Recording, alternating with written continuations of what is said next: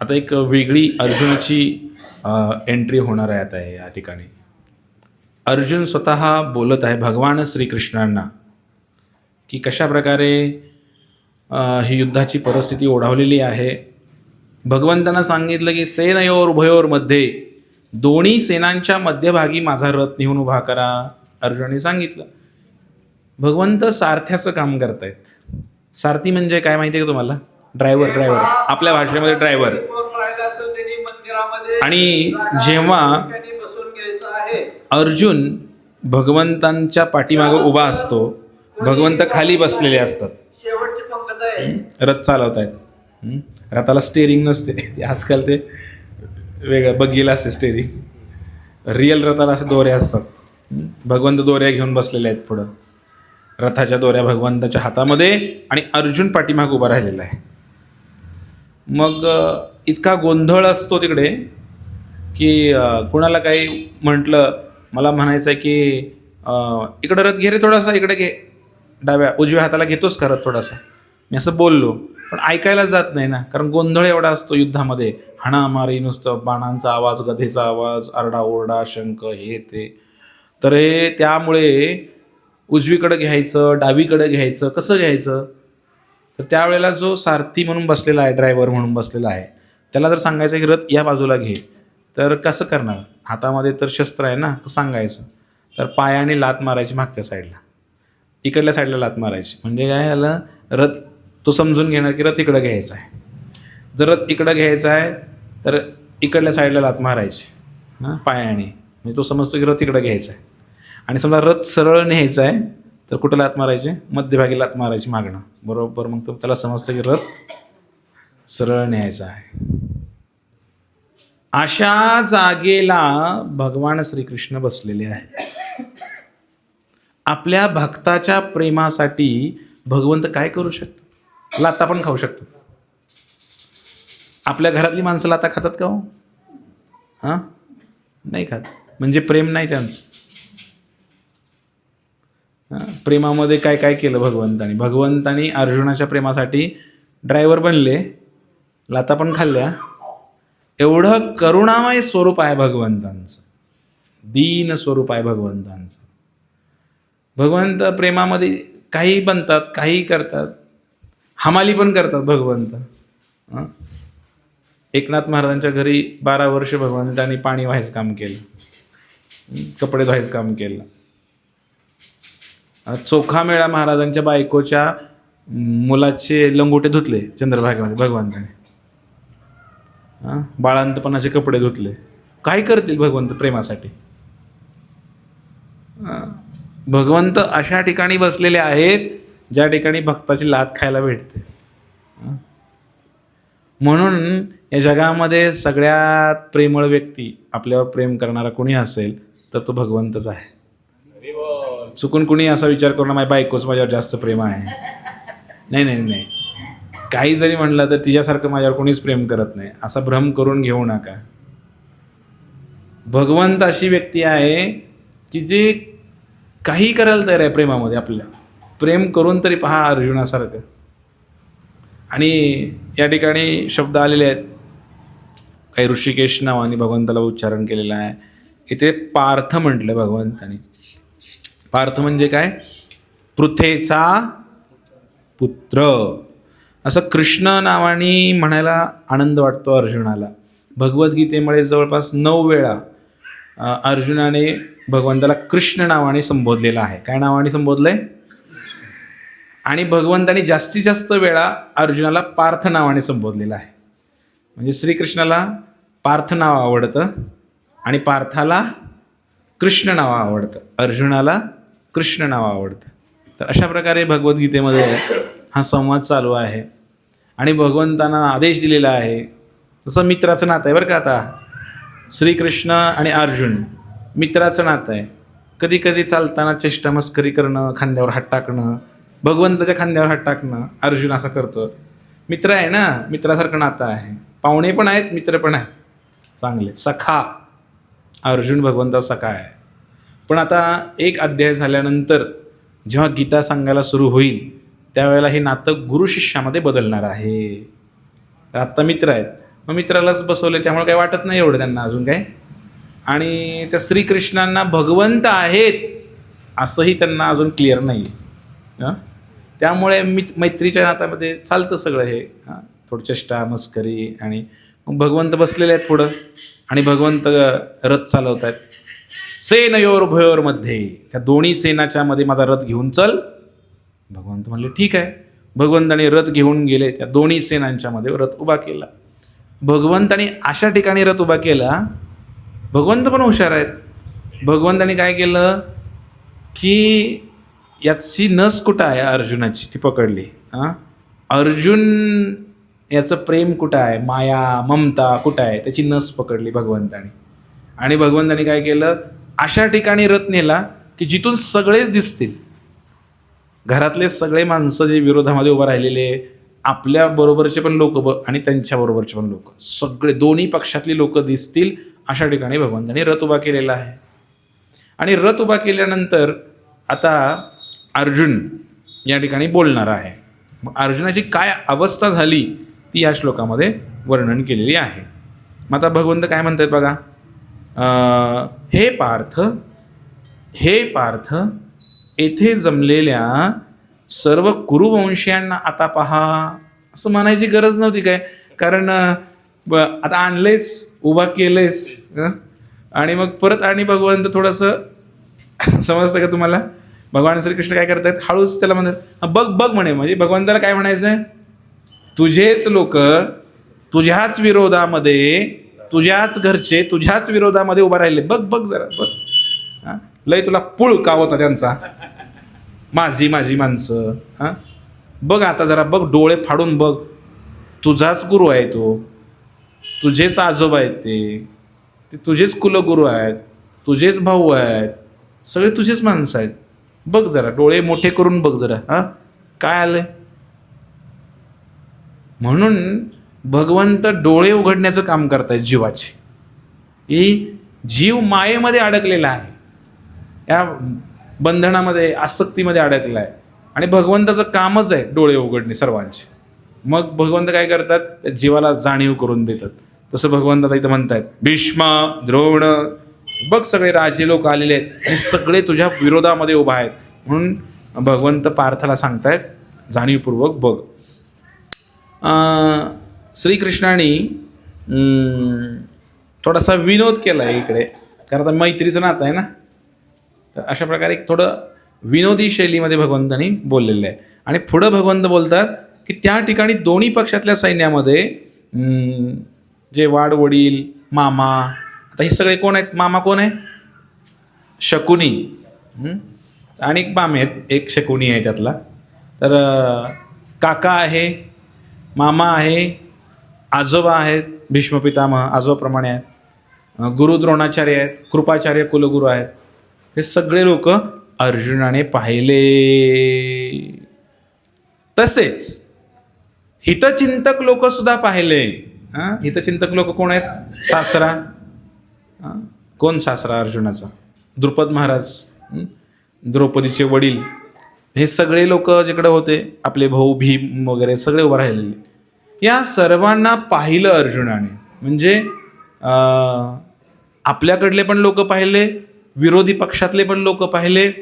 आणि मग अर्जुनाना काय अवस्था झाली, करुणेनं व्याकुळ झाला आणि बोलायला लागला. अर्जुनाच्या हृदयामध्ये करुणा जागृत झाली हे पाहिल्यानंतर. आणि काय व्हायला लागला अर्जुनाला, दृष्ट्वा इमम कृष्ण युत्सु समुपस्थितम, या सर्वांच्या उपस्थितीमध्ये सिदंती मम गात्रानी, हातपाय गळाले. कोणाचे, अर्जुनाचे. मुखम च परिशुष्यती, तोंड कोरडं पडलं, तोंडाला कोरड पडली अर्जुनाच्या आणि हातपाय गळायला लागले अर्जुनाचे.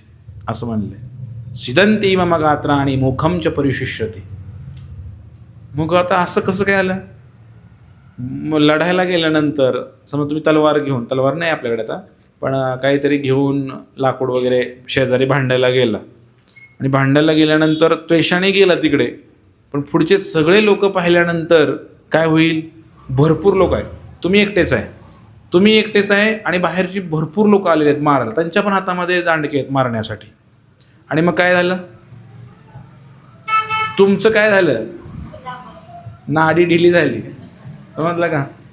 हां, काय झालं, तुम्ही जी लोक तुम्ही एकटेच आहे, तुम्हाला वाटलं ह्याला बघितलं असतं मी एकटा असतं तर, पण एवढी मोठी टीम बघितल्यानंतर सिदंती मम गात्राणी, तुमच्या अंगावर काटे फुटले, तुमचं हातपाय गळाले, हे माळ फिरून होतं शिबाळात.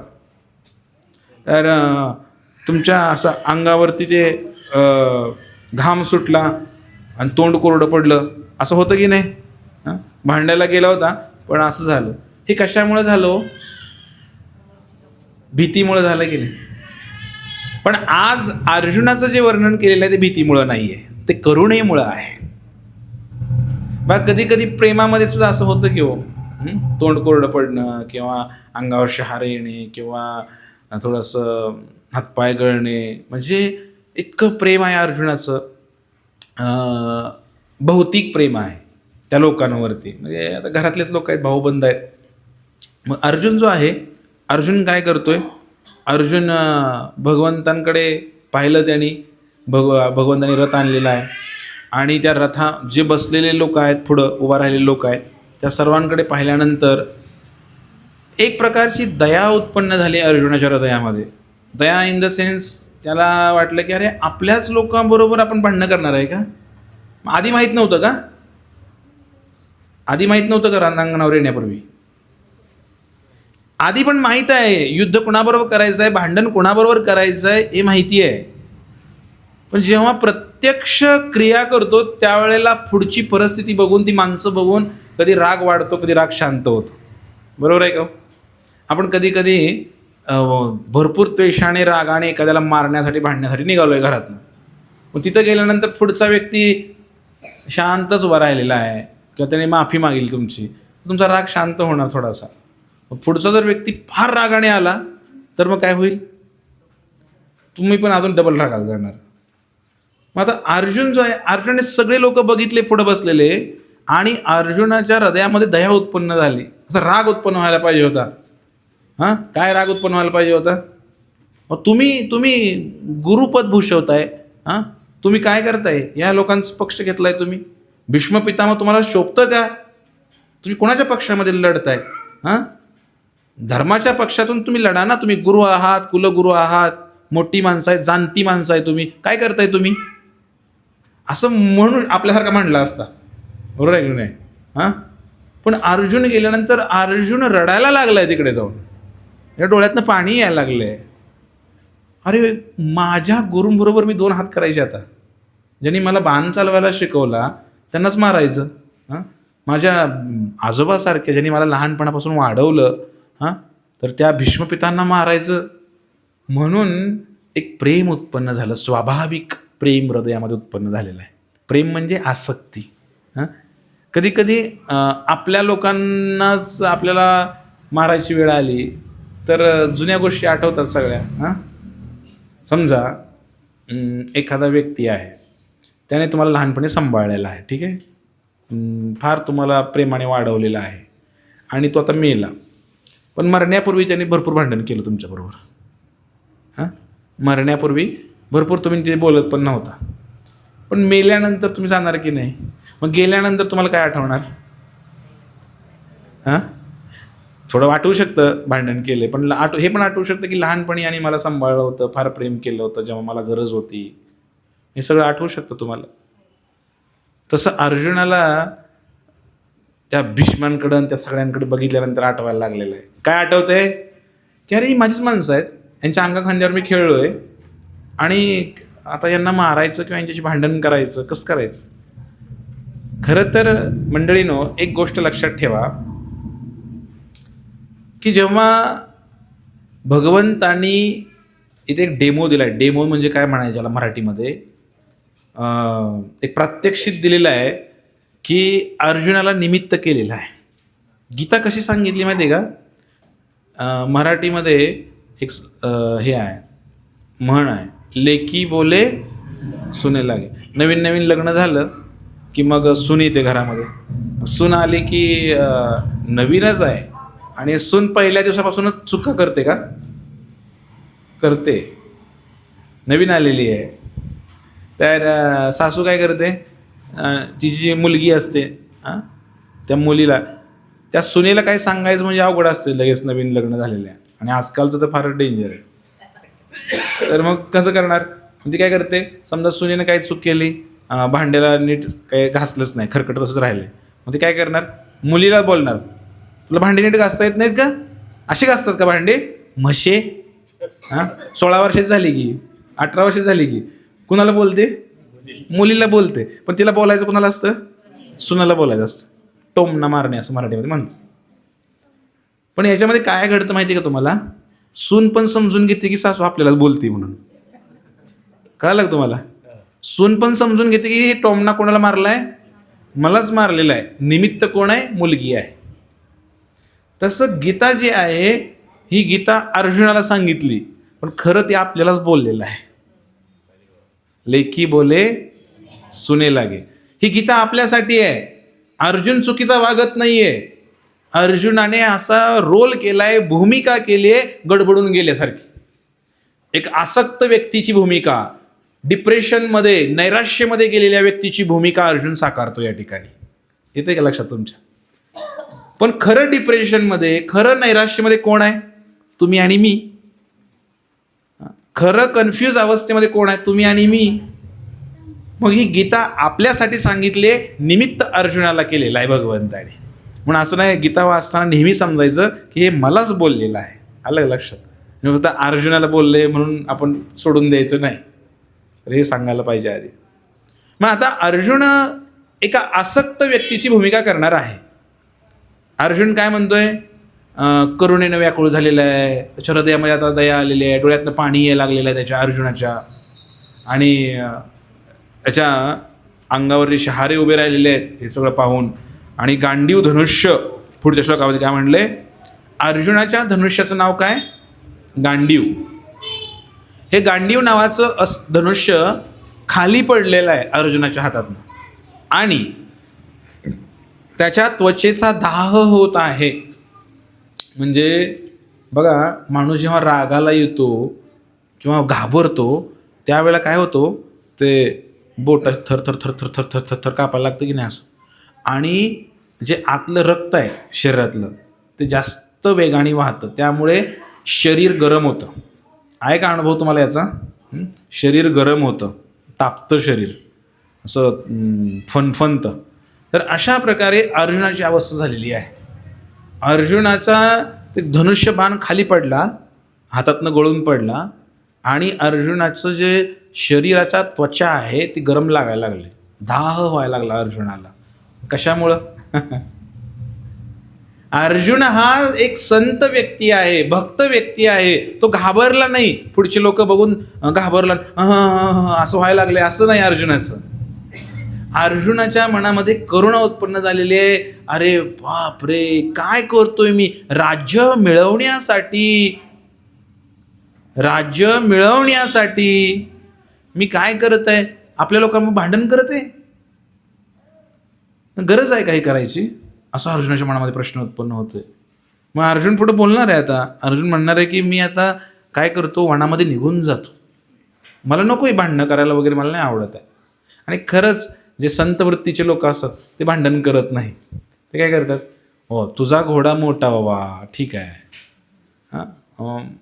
आम्ही माघार घेतो, ठीक आहे, तू शहाणा, असं म्हणून ते निघून जातात, हरे कृष्ण म्हणतात आणि निघून जातात.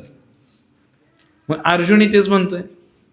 अर्जुन म्हणतोय की कशाला भांडणं करायची बिनकामाची, आपलेच घर आहेत ना, ठीक आहे, तुला राजा बनायचं आहे ना, तू राज्य घे, तू राजा बन, हे सगळं संपत्ती तू घे, सगळं कर, काय करायचं कर. घरामध्ये 2 भाऊ असतात ना. तर मध्यंतरी एका भक्ताने मला सांगितलं, मी त्यांना विचारलं काय प्रभूजी आले नाही 2 आठवडे झाले सत्संगला तुम्ही. ते म्हणले काय नाही, जरा वाटण्या चालू होत्या, घरामध्ये वाद चालू होते. म्हणलं बरं झालं का आता व्यवस्थित, हां झालं. म्हणले काय, म्हणलं वाद काय वाटण्यामध्ये, वाद एवढं काय, वाद सत्संगला न येण्यात काय कारण. म्हणजे आमचा जो भाऊ आहे तो दारू पितो, म्हणे भाऊ आहे तो दारू पितो, आणि मग त्याचं म्हणणं आहे की मी गरीब आहे, तुम्ही एवढे श्रीमंत आहात, तर मला 2 एकर जास्त द्या. याच्यावर आमचा वाद लागला होता म्हणे. मग काय झालं म्हणले, नाही म्हणले काय शेवटी आता त्या दारुड्या नादी लागून जमते का म्हणले. 2 एकर देऊन टाकली म्हणले त्याला, आम्ही एक्स्ट्रा दिली दारू प्यायला. म्हणले मग असं शहाणी लोक काय करतात, नको ते झंझटमध्ये. हा संतांचा स्वभाव आहे, कारण त्यांना माहिती आहे की आपण इथं जन्माला आलोय ते काय जगणं आपलं काही दिवसासाठीच आहे. 2 एकर काय बरोबर येणार, जास्त भांडून काय उपयोग नाही. अर्जुनही तोच विचार करतोय. अर्जुन म्हणतोय की अरे कशाला भांडणं करायची, कशाला हे सगळं करायचं, त्यापेक्षा आपलं जातो वनामध्ये. मी असंही तसे आम्ही वनामध्ये जाता, वनामध्ये जातो, राज्य करा, काय करायचं ते करा. आणि खरंच जे चांगल्या वृत्तीचे लोक आहेत त्यांना संसारामध्ये अडकू वाटत नाही. ही एक गोष्ट शिकायला मिळते यातून. पण दुसरी गोष्ट काय शिकायला मिळते माहिती आहे का, तसं अर्जुन नाही बरं का, पण इथं दाखवलं गेलंय की अर्जुन आसक्त झालंय. कोणावर आसक्त आहे, कोणावर आसक्त आहे, आपल्या घरातल्या माणसांवर. आणि ज्यांच्यावर प्रेम करतोय तेच लोक आज मारायला उठलेत. असं होतंय का बाबा आपल्याकडे, होतंय का? बापानेच केला मुलाचा खून, बायकोने प्रियकराच्या मत्तीने केला नवऱ्याचा खून, आहे की नाही?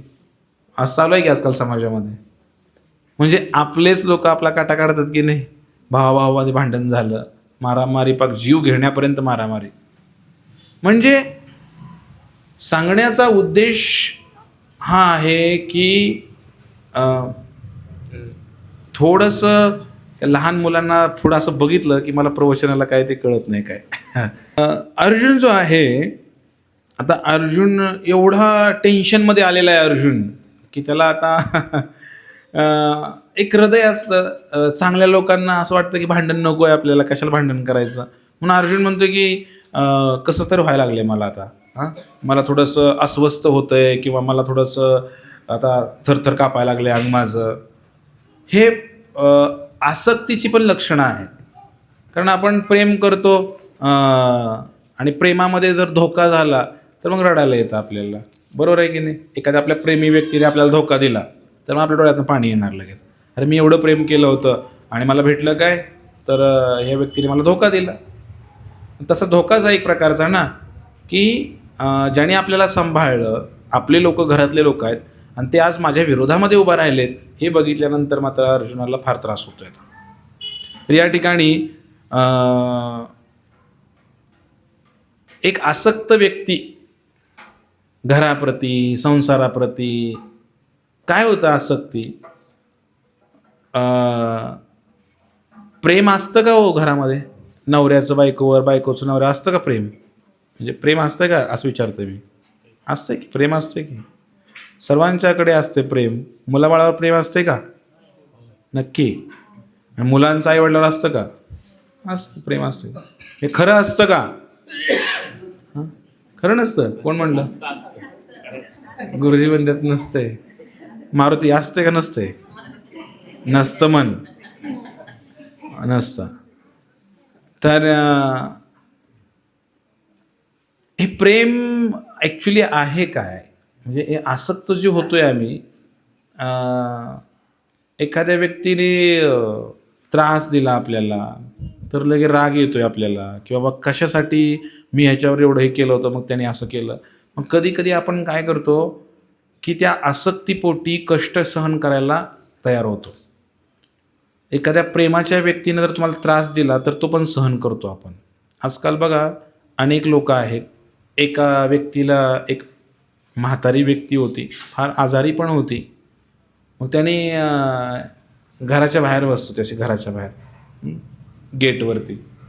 काही वृद्धाश्रम आले तिकडे पोहोचले आणि त्या वृद्धाश्रमवाल्याने सांगितलं की आजीबाई, आजीबाई, म्हटले चला, म्हणले इथं असं बाहेर बसण्यापेक्षा गेटवर आमच्या आश्रमामध्ये चला म्हणे, तुम्हाला तिकडे सुंदर सुविधा आहेत म्हणले. फॅन आहे, सगळं आहे, खोल्या आहेत, गरम पाण्याची सुविधा आहे, सगळं आहे म्हणे, तुम्ही चला म्हणे आमच्या आश्रमामध्ये.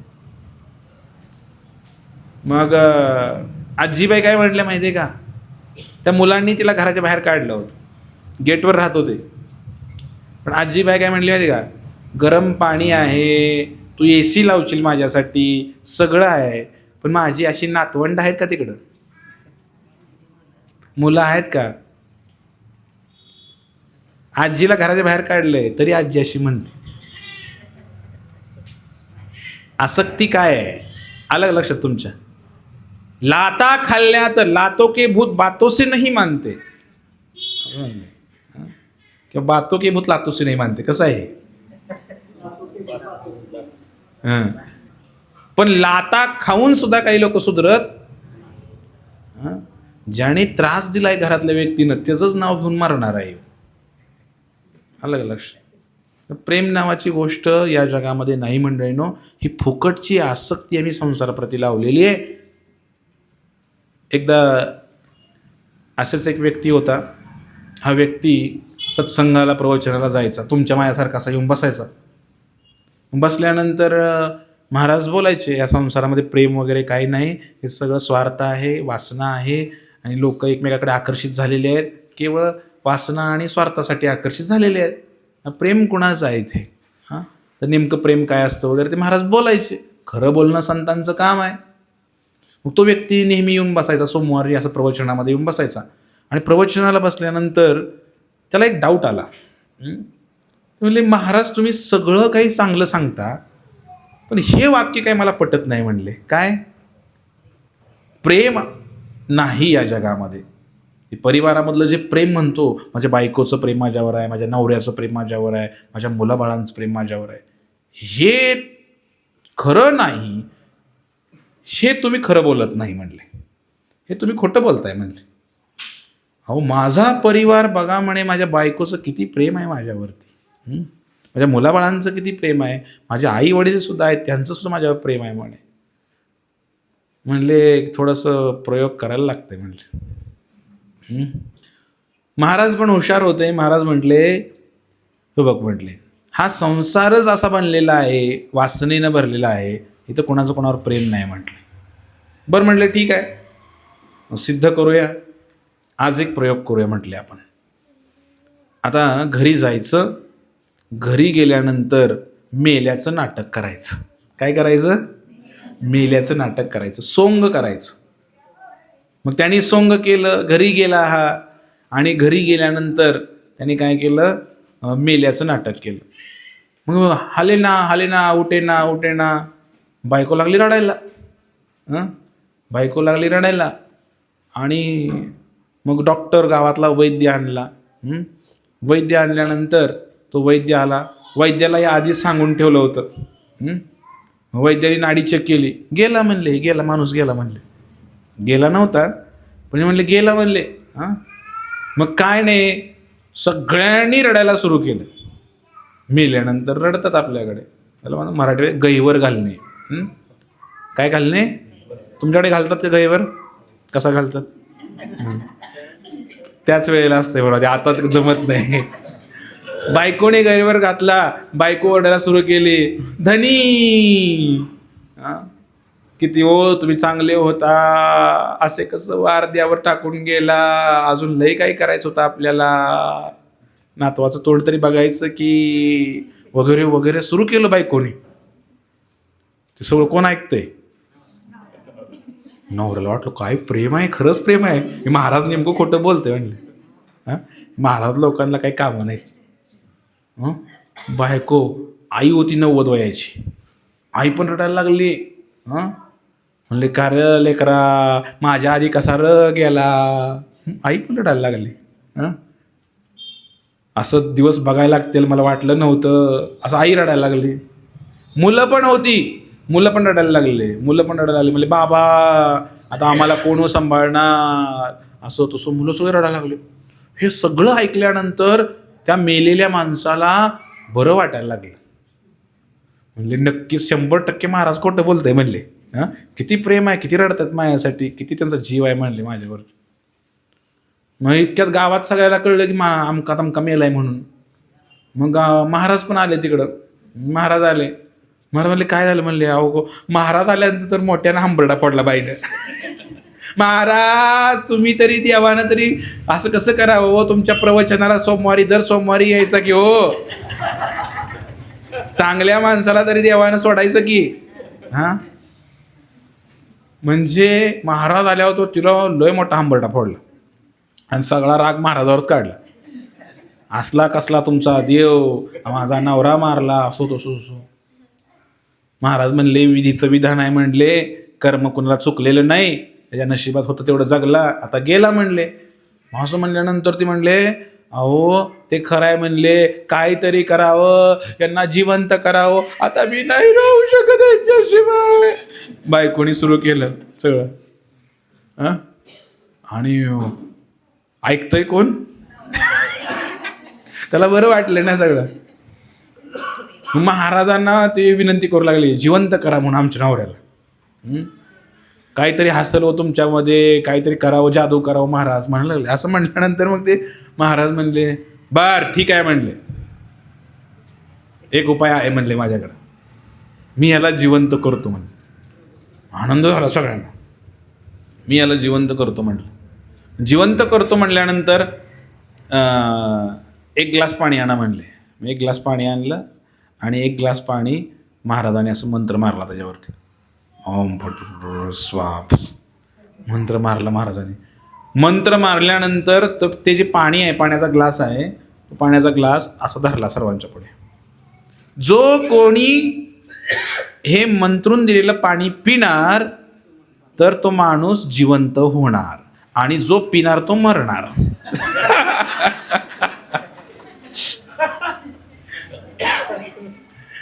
मग आता मात्र सगळ्यांची पाचावर धारण बसली. मग महाराजांनी पण थोडंसं धोतर वर केलं, ग्लास घेऊन महाराज सर्वांच्या पुढे गेले. पहिल्यांदा तो ग्लास नेला बायकोच्या पुढे. बायकोनी पक्ष बदलला. बायको म्हणली काय केलंय म्हणले याने, आतापर्यंत म्हणली मला कधी बांगडी आणली नाही, साडी चोळी आणली नाही, सगळं माहेरवरनंच येतंय म्हणले, या मोठ्यानं काय केलं ह्यासाठी जगायला म्हणली. आतापर्यंत तर जी वेगळं बोलत होती काहीतरी. कवा फिरायला घेऊन गेला म्हटली मला, यात्रेला घेऊन गेला, काय केलं येणं म्हणली माझ्यासाठी, आयुष्यात सगळं म्हणली धुणन भांडी करून म्हणली, हाडं झिजली आमची म्हणली, कामं करून शेतात, ह्याच्यासाठी मरून काय करायचं आहे म्हणली, मरू दे म्हणली, पाठीशी उचला म्हणली याला, माझ्या डोळ्यापुढं तिथं 2 मिनिटं ठेवू नका याला म्हणली. बायको अशी म्हणते. आता मात्र ते आत मेलेला जी माणूस आहे त्याला साक्षात्कार व्हायला लागला. त्यानंतर ते म्हणले तर म्हणले ठीक आहे म्हणले, तुम्ही तर नाही घेत पेत म्हणले. आजी होती, आई अजून जिवंत होती, 90च्या पुढं गेली होती, आणि तिच्याकडे ग्लास न्यायला आजीकडं. म्हणले आई तुम्ही तरी प्या म्हणले, आता काय तुमचं किती राहिले. आजी म्हणले आता कुठे माझे खाय प्यायचे दिवस आलेत, आयुष्यभर कष्ट करून सगळे हाडमसनात जायची वेळ आली, आता कुठं माझे खाय प्यायचे दिवस आलेत. 90 झालेली आजी म्हणते, आणि मी का मरू म्हणली, आयुष्यभर कष्ट केले आता ह्यासाठी मरते म्हणली, आपण नाही मरत म्हणली. त्याच्या बायकोचं लय प्रेम आहे म्हणले, त्याला मरू दे म्हणले, तिकडे द्या म्हणले ग्लास.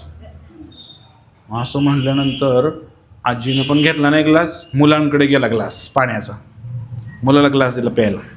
मुलं होते, मुलं काय म्हणले, काय करून ठेवलंय म्हणले आमच्यासाठी, अशी काय करोडाची इस्टेट कमवून ठेवली का आमच्यासाठी तुझ्यासाठी मारायला. मुलं म्हणतात, सर्वांचीच मुलं अशी म्हणतात, चव्हाण प्रभूजी भ्रमात राहायचं नाही, किती कमवून ठेवा ते काय म्हणतात, काय करून ठेवले, काय आमच्यासाठी केलंय म्हणतात. तर असं बोलतात मुलं. तसेच बोलले मुलंही प्यायला तयार नाहीत. आता म्हणले मग गावकरी सगळे जमले होते, तर गावातले लोक कोण पिणार हो, घरातली पिना झालेत, गावातले लोक कशाला पितात, कोणीच पिना. सगळ्यांनी ठराव केला. महाराज म्हणले अहो म्हणले ह्याचं बी लय प्रेम नव्हतं म्हणले यांच्यावर, ह्यांच्यावर प्रेम नाही म्हणले, पण तुमच्यावर लय प्रेम होतं म्हणले याचं. त्या महाराजाला म्हणले तुम्हीच प्या म्हणले पाणी आता. आणि तसंही महाराज लोकांनी जगून करायचं आहे काय, खायला कारण धरणीला बाहेर नुसतं प्रवचन तर देत आहे म्हणले, तुमचं काय बायकांना पोरण मागणं पुढं तुम्हाला काय, तुम्ही प्या म्हणले पाणी. महाराज म्हणले बरोबर बोलता राव म्हणले तुम्ही, आणा म्हणले इकडं ग्लास. आणि महाराजांनी काय केलं, तो ग्लास घेतला, महाराज ते मंत्रून दिलेलं पाणी महाराज स्वतः पिले. जसं महाराज पाणी पिले तसं तो माणूस जिवंत झाला. इकडे यांचं सगळं ठरलेलं आधी हो. महाराज पाणी पिला, तो माणूस जिवंत झाला. इकडे सगळे टाळ्या वाजवायला लागले, हरिबोल हरिबोल. पण महाराज नाही मेले पाणी पिल्यानंतर. आणि म्हणले आता छोडो घरबार चलो हरिद्वार. म्हणले बाद झालं. म्हणले आता कळलं किती प्रेम आहे ते कळलं बाई तुझं. आता मात्र बाई अशी खाली बघ.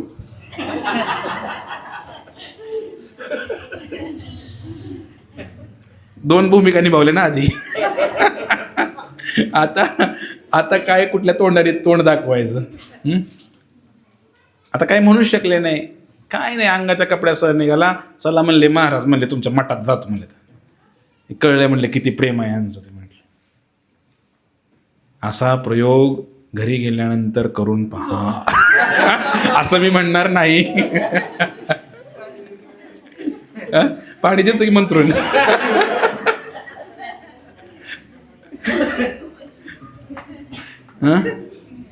आलं लक्षात तुमच्या? तुम्ही जाऊन घरी प्रयोग करणार, माझं नाव सांगणार. प्रयोग करण्याची आवश्यकता. सत्य सर्वांना माहिती आहे, कोणाचं कोणावर किती प्रेम आहे सगळं काही माहिती आहे. लग्न झालं, लग्नाच्या तुम्हाला माहित होतं का ती बाई कोण आहे, तो बाबा कोण आहे माहिती आहे तुम्हाला? मग प्रेम कसं काय झालं तुमचं? लग्नाच्या अगोदर तुम्ही त्याला पाहिलं नव्हतं. 20 वर्ष त्यालाही माहीत नाही त्याच्या जीवनात कोण येणार, तुम्हालाही माहिती तुमच्या जीवनात कोण येणार आहे. पण दोन व्यक्ती एकत्र येतात, कोणी रंग पाहतो, कोणी रूप पाहतो, कोणी गुण पाहतो, कोणी स्वभाव पाहतो, आणि मग दोघं ॲडजस्टमेंट करतात. Life is adjustment. ॲडजस्टमेंट आहे की नाही? मग ॲडजस्टमेंट चालू आहे, प्रेम नाही आहे. त्याला नाव प्रेम दिलेलं आहे. त्याला नाव प्रेम दिलेलं आहे. आणि मग त्या प्रेमाच्या खाली मग आपण सगळं आयुष्य काढत राहतो. म्हणून मंडळीनं एक गोष्ट लक्षात ठेवा की आसक्ती जी आहे आपल्या परिवाराप्रती, कशा प्रकारे आपण घरच्यांवर संबंध ठेवू शकतो किंवा आसक्त होऊ शकतो, हे थोडंसं आपण अभ्यास करायला पाहिजे. आणि त्या अभ्यासाच्या दिशेनं किंवा त्याच्या पद्धतीनं आपण वागणूक असायला हवी आपली. उगाच आपल्या संसारामध्ये राहून माझी माणसं, माझी माणसं, माझी माणसं. इतिहास साक्षी आहे की आपल्याच लोकांनी आपल्या माणसाचा काटा काढलेला आहे. रामायण घ्या, महाभारत घ्या, काही पण काढा तुम्ही इतिहासामधलं, दुसरा इतिहास काढा. संभाजी महाराजांना कोणी पकडून दिलं? आपलीच माणसं होती. छत्रपती शिवाजी महाराजांना आपलीच माणसं होती, घरातलीच माणसं होती. लक्षात येते का तुमच्या? उदाहरणं देतो जे माहीत आहेत ते. असे प्रत्येक ठिकाणी असंच होत असतं. भांडण दोन माणसामध्ये होत नाही जास्त, बाहेरच्यामध्ये खून खराबा होत नाही, घरातच खून खराबा जास्त होतो, आपल्याच माणसामध्ये होतो. म्हणून जेव्हा तत्वज्ञान समजून घ्यायला आळस करू नका आणि डोळे झाकून असलं फालतू प्रेम करू नका. थोडंसं लक्षात घ्या की कशासाठी करतोय मी, काय करतोय, हे सगळं लक्षात घ्यायला पाहिजे. आणि या ठिकाणी जो अर्जुन आहे त्या मुलाला घ्या बरं का, पुन्हा मला डिस्टर्ब होते. हा विषय भगवत धामाचा विषय आहे. प्रेम आहे राधाकृष्णामध्ये. आपल्यामध्ये जेव्हा ते येतं ते प्रेम राहत नाही, ते कामामध्ये परिवर्तित होतं, वासनेमध्ये परिवर्तित होतं, आणि आपण त्याला प्रेमाचं नाव देतो. प्रेम म्हणजे प्रेम असतं, तुमचं आमचं सेम असतं, म्हणूनच जग फसतं, असं बरंच काय असतं. पण तसं काहीच नसतं. तर आपण विनाकारण काही नात्यांना त्याच्या दिलेल्या आहेत व्याख्या, नाव दिलेलं आहे, प्रेमाचं नाव दिलेलं आहे, वगैरे वगैरे वगैरे. तर आपण या ठिकाणी अर्जुन जो आसक्त झालेला आहे, हा एक आसक्त व्यक्तीची भूमिका निभावतोय अर्जुन या ठिकाणी. कारण ते परिवारामधले लोक जे आहेत त्याच्या, जे सगळे लोक आहेत, त्यांना बघून त्याचं हातपाय थरथर कापायला लागलेले आहेत. भीतीनं नाही, प्रेमाने, प्रेमाने. आसक्ती. आसक्तीमध्ये सुद्धा असं होतं, रोमांचकंपा शुतरंग भाजो, डोळ्यातनं पाणी येतंय, थरथर कापतंय. असं कसं काय केलं, असं कसं काय केलं? बघा, एखाद्या बाहेरच्या माणसाने आपल्याला फसवलं तर त्रास होत नाही तेवढा, पण घरातल्या आणि ओळखीच्या माणसानं फसवलं तर फार त्रास होतो. बरोबर आहे का हो? अरे माझा माणूस आहे आणि मला फसवतो काय?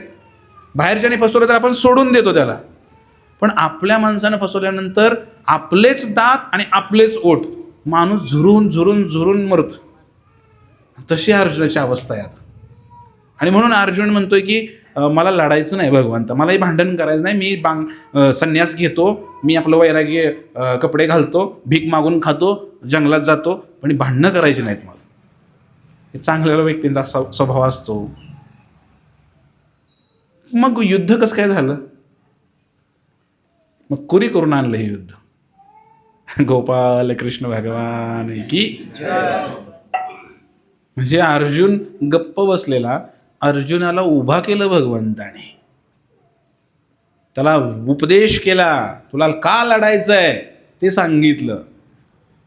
म्हणून मी सांगितलं की संसारामध्ये ज्या व्यक्तीला नैराश्य आलेलं आहे, जो व्यक्ती खचून गेलाय संसारामध्ये, त्याला उभा राहायला शिकवते भगवद्गीता. ही गीता म्हणजे काय? जो नैराश्यात गेलाय, डिप्रेशनमध्ये गेलाय, त्याला बाहेर काढते भगवद्गीता. आणि अर्जुन ती भूमिका निभावतोय आता. अर्जुनाला नैराश्य आलंय, डिप्रेशनमध्ये गेलाय अर्जुन आता, आणि आता बाहेर काढण्याचं काम भगवान श्रीकृष्ण करणार आहेत. म्हणून भगवद्गीता ती आपल्यासाठी आहे. आपण पण त्याच्यामध्येच आहे की करू का नको, करू का नको. रात्रंदिवस आम्हा युद्धाचा प्रसंग, म्हणा शिष्टाणी इंद्रियाणी प्रकृती साणी कर्षती. संघर्ष चालू आहे रात्रंदिवस मनाबरोबर. आणि म्हणून हे जे मन आहे, या मनाला सदृढ करण्यासाठी भगवंताने गीता सांगितलेली आहे. ह्या मोहमायेतनं बाहेर पडण्यासाठी गीतेचं तत्वज्ञान आहे. हे काय आहे? मोहमायाच आहे सगळी संसाराची. आणि ही काही कामाची नाही बरं का मोहमाया. ही मोहमाया म्हणजे पुन्हा तुम्हाला जन्म घ्यायला बाध्य करणार आहे, पुन्हा तुम्हाला संसारामध्ये अडकवणार आहे ही मोहमाया. म्हणून या मोहमायेतनं सुटण्याचा उपाय नेमका काय आहे, या नैराश्यमय जीवनातनं बाहेर पडण्याचा उपाय नेमका काय आहे, ते आता भगवान श्रीकृष्ण अर्जुनाला सांगणार आहे. ते म्हणजेच भगवद्गीता आहे. तर आता इथं पुढच्या श्लोकामध्ये म्हणलेलं आहे की मला येथे थोडा वेळ सुद्धा उभा राहणं शक्य नाही म्हणते अर्जुन, म्हणतो भगवंताला. आणि मला माझ्या स्वतःचाच विसर पडत चाललेला आहे, माझं मन चक्रावून गेलेलं आहे. हे केशव, हे कृष्ण, मला केवळ विपरीतच घडण्याची लक्षणं दिसत आहेत. वेळ झाला की आपला, मला वाटलं जास्त होईल कवर, पण नाही झालं. तर अर्जुन म्हणतोय मला काही विपरीत घडतं की काय असं वाटतंय. त्याची डिटेल चर्चा आहे ॲक्च्युली, की काय लक्षणं अर्जुनाला दिसली किंवा काय, पुढच्या वेळेला आपण ही चर्चा करणार आहे. पण आजचा विषय एवढा लक्षात ठेवा की अर्जुन गोंधळलेल्या अवस्थेमध्ये आहे आणि त्याने आपली माणसं बघितल्यानंतर त्याला फार त्रास झालेला आहे. म्हणून आयुष्यामध्ये एकच गोष्ट लक्षात ठेवा, त्रास आपल्याच माणसामुळे जास्त होतो. कनेक्शन जोडल्यानंतर त्रास होतो. रस्त्यावरून एखादा माणूस चाललेला आहे, तो कसा जरी नागडा जरी नाचला कपडे काढून, तुम्हाला त्रास व्हायचा काय विषय आहे? तुमच्या घरातला व्यक्ती जाऊन तिथे कपडे काढून नाचू लागला तर तुम्हाला त्रास होईल ना. का? कनेक्शन, संबंध स्थापन केलाय ना. माझी बायको, माझा मुलगा, माझा पती, संबंध स्थापन केलाय. संबंध आला की मग सुखदुःख सुरू झाले. रस्त्यावरचा एखादा अनोळखी व्यक्ती चाललाय, त्याने काही जरी केलं तर आपल्याला काहीच फरक पडत नाही, कारण त्याचा माझा काही संबंध नाही. पण जेव्हा संबंध जोडतो तेव्हा त्रास सुरू होतो, सुख दुःखाच्या संकल्पना सुरू होतात. म्हणून हा संबंधच जोडायचा नाही. काय बोलताय तुम्ही हे विपरीत? कृष्ण माझी माता, कृष्ण माझा पिता, बहीण बंधू सखा चुलता सर्व काही माझं. तुकाराम महाराजांना वेड लागलं होतं आणि आम्ही लय शहाणे आहे. संबंध जोडायचा मनुष्य जीवन भेटलेला आहे श्रीकृष्णाशी, पांडुरंगाशी संबंध जोडण्यासाठी. बायकोशी मुलाशी संबंध जोडायला मनुष्य जीवन नाही भेटलेला आहे. कुंती महाराणी म्हणते भगवंत माझे संबंध तोडून टाका सगळे, कारण तुमच्यावर प्रेम व्हायचं असेल तर इकडं या हातात पण लाडू, या हातात पण लाडू असं होत नसते. कुठं तरी त्याग करावा लागेल. तुम्हाला सगळी माया पाहिजे संसारातली आणि तुम्हाला परमार्थ पण करायचं आहे. बरेच लोक उदाहरण देतात, महाराज काय तुम्ही बघा लग्न करायला पाहिजे होतं. तुकाराम महाराजांनी नाही का म्हणजे संसार केला, तुमचा नवीनच काढलंय तुम्ही काहीतरी. असं बोलणारे सुद्धा, मला शिकवणारे सुद्धा आहेत लोक या जगामध्ये. का तुकाराम महाराज संसारामध्ये होते, पण संबंध किती होता बायकोशी. सकाळी जायचे पहाटे भंडारा डोंगरावरती, रात्री यायचे. समजतंय का तुम्हाला? तुम्ही 2 मिनिटं बायको नाही दिसली, मुलं नाही दिसली तर तुमचा जीव खालीवर होतोय, आणि तुम्ही म्हणताय की तुकाराम महाराज उदाहरण देताय तुम्ही. येते का लक्षात? तुकाराम महाराज कमळासारखे राहिले. चिखलामध्ये कमळ उगवतं पण त्याचा स्पर्श त्या कमळाला होत नाही. तसं संसारामध्ये राहिले, परंतु संसाराची काम क्रोध लोभरूपी घाण तुकाराम महाराजांना लागली नाही. तुकाराम महाराजांनी संसार केला पण अनासक्त होऊन केला. रात्री पहाटे 1 वाजेपर्यंत कीर्तन करतायत, पोरगं तापानं फणफणलंय तुकाराम महाराजांचं. पापाने फणफणून पोरगं मेलं तरी तुकाराम महाराज घरी आले नाहीत, म्हणून ती पोरगं घेऊन बाई पांडुरंगाच्या मंदिरात गेली. त्या पांडुरंगापुढे ठेवलं पोरगं, तरी सुद्धा बाबा कीर्तन थांबवायला तयार नाही. हाय का हिंमत अशी करायची? बना मग तुम्ही तुकाराम महाराजांचं नाव घेताय. तुकाराम महाराज अनासक्त होते. त्यांना मुलगा मेला काय जगला काय त्यांना काहीच फरक पडत नाहीये. ते फार उच्च स्तरावर आहे तुकोबार आहे. म्हणून संसारामध्ये राहून सुद्धा भगवंताचं भजन करू शकतो, नाही असं नाही. पण आट आहे, आसक्त होऊ नका, फॉर्मॅलिटी करा. बायका, मुलं, संसार, परिवार, जमीन, जागा, संपत्ती, ओके, नो प्रॉब्लेम. जे काय नशिबानं भेटले स्वीकार करा, चालत राहा. पण त्याच्याशी असं गाठ मारू नका, अशी जाम. लग्नात गाठ मारतात ना त्यासाठीच, पळून जाऊ नये म्हणून. हां गाठ मारतात चांगले, हां अडकवलं जातं इथे. तर काय करायला पाहिजे? हे संसार करता करता परमार्थ अनेक लोकांनी साधलेला आहे, त्याचा अभ्यास आपण करायला पाहिजे. आणि अर्जुन सुद्धा एक संसारी व्यक्ती आहे, त्याला 3 बायका आहेत, ते पण लक्षात घ्या. अर्जुन पण संसारीच व्यक्ती आहे. कशा प्रकारे भगवंतांना प्राप्त केलं, तुकोबारायांनी कशा प्रकारे भगवंतांना प्राप्त केलं, हे थोडा अभ्यासाचा विषय आहे मंडळी. आणि म्हणून दुसऱ्याच्या नावाखाली आपली पोळी नाही भाजून घ्यायची तुकाराम महाराजांच्या. तर आसक्ती जी आहे हे बंधनाचं कारण आहे. तुम्ही जर आसक्त झाला एकदा या संसारी गोष्टीमध्ये, परत एकदा जर चाकली चव ना एखाद्या पदार्थाची आणि जर आवडली, परत 20 वर्षांना पण आठवू शकते, 20 वर्षापूर्वी अमक्या अमक्या ठिकाणी ह्या धाब्यावर ही खाल्लं होतं, काजू करी खाल्ली होती, फार मस्त होती. मग ते आठवू शकतंय.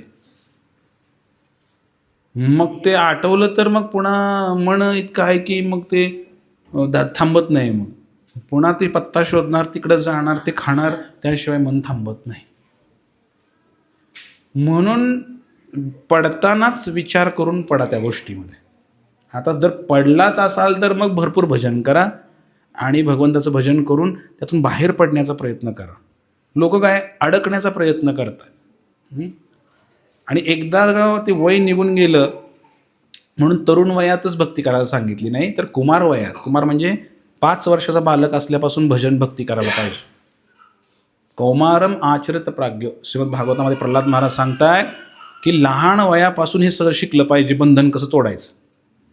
पण शाळा, कॉलेज आणि आजची जी संस्कृती आहे हे बंधन तोडायला नाही, हे वाढवायला शिकवते. हो, हे असं करा म्हणजे तुमचं हे वाढेल, तसं करा म्हणजे तुमचं ते वाढेल, जिंदगी के साथ भी जिंदगी के बाद भी, हां तुम्ही मेल्यानंतर तुमच्या मागची सोय अशी होईल, तसं होईल, हे सांग, पॉलिसी काढा.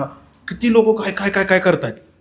हां म्हणजे वाढवायचं कसं हे शिकवलं जातं या संसारामध्ये.